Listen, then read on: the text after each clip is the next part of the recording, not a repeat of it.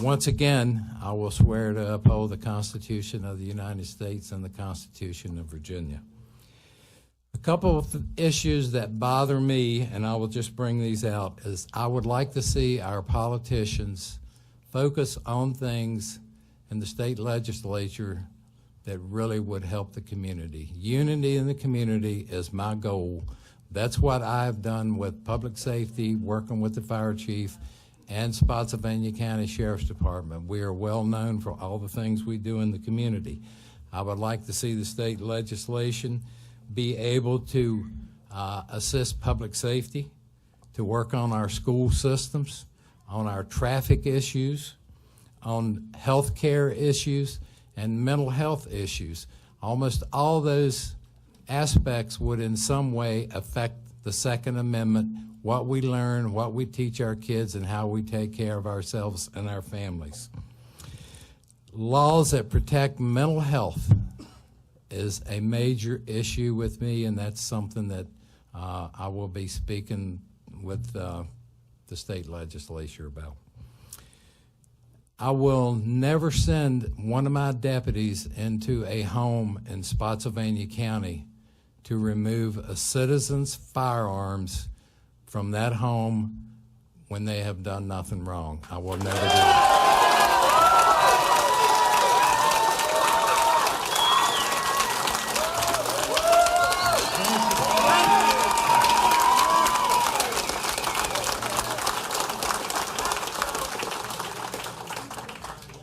I only have one more comment, and excuse me for turning my back. I am your sheriff. I've got your back. I support you. Stand together, and when you make your comments tonight to the Board of Supervisors, I think you see where most of our board members stand. Please be courteous. No firearms. We're all in this together, guys, ladies and gentlemen.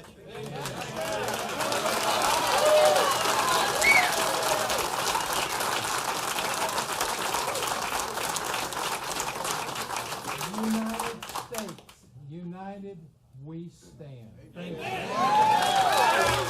Thank you.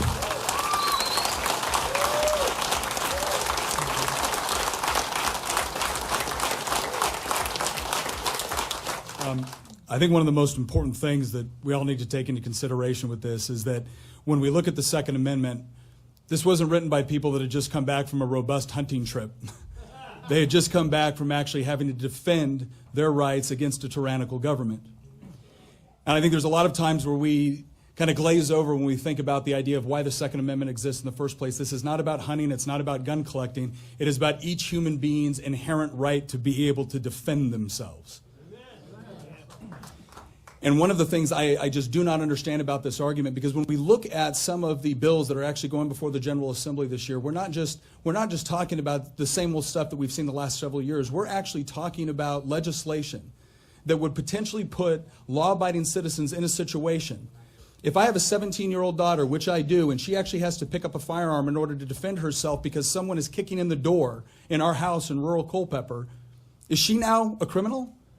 According to SB 16, she may very well be, or I might be a criminal since it was my firearm. These are the sort of unintended consequences that don't seem to be taken into consideration when these bills are written. But it goes beyond even more than that. We've already seen the sheriff speak. We've had a lot of veterans in the audience tonight, and one of the things that I have always found very interesting about the experience of U.S. military veterans is the oath that we swear. The oath is not to the President of the United States. It's not to a king. It's to the Constitution of the United States. It's to an idea.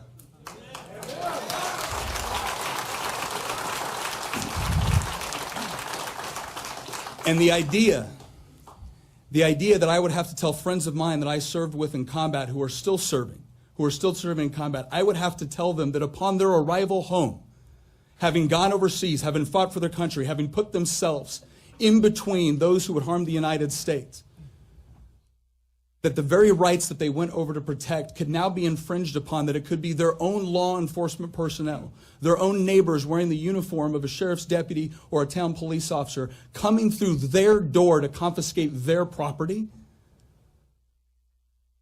That is an injustice. That's right. We have an obligation at all levels of government, and what I am asking for you to do today is at your level of government, as Bryce Reeves, myself, and others continue to fight at the State House, I am asking that this Board of Supervisors make it clear under no uncertain terms that we will always be a nation, we will always be a commonwealth that recognizes the inherent right of free people to be able to defend themselves, and that we will brook no aggression from a government or anyone else that would strip us of that right.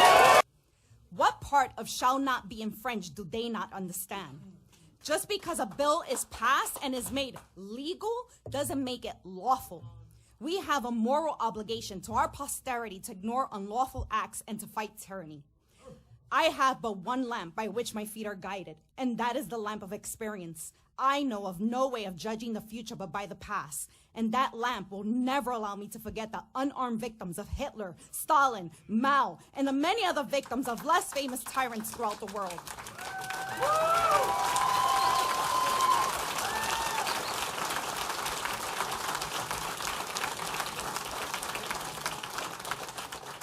And in case he's watching, Attorney General, although you think that you will be able to bully us into compliance by falsely labeling us felons, may I remind you and every oath taker of the oath you swore.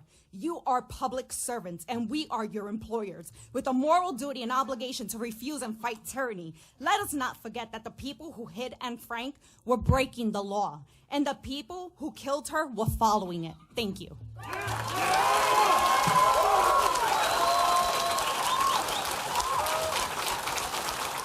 We are citizens of a free United States of America and residents of the Commonwealth of Virginia.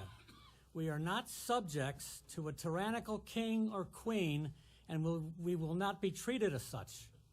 Passing unconstitutional laws that make hundreds of thousands of law-abiding citizens felons overnight will not make this county, commonwealth, or country any safer. Politicians that tell you otherwise are more than disingenuous, they are flat out lying. This Commonwealth and country need political leaders that uphold their oath of office and protect the Constitution and Bill of Rights. We also need them to work to provide effective solutions to complex issues. I want to let you know my family has been in the Fredericksburg area for almost 300 years. Long before we had a Declaration of Independence, long before we had a Constitution, we always had guns. We always picked them up and used them when we needed to. We're not going to put up none of the garbage that's been coming from California, from New York, from New England. None of those people on that wall put up with it. None of the men who died right outside this door ever put up with it. We're not going to do it. We've been here for a long time. We've seen wars come. We've seen wars go. We are in a war. You understand that? We're not talking about picketing, putting up signs. We're talking about war here. They are going to take away our basic rights given to us by God, not by the government. We will fight. I will not comply.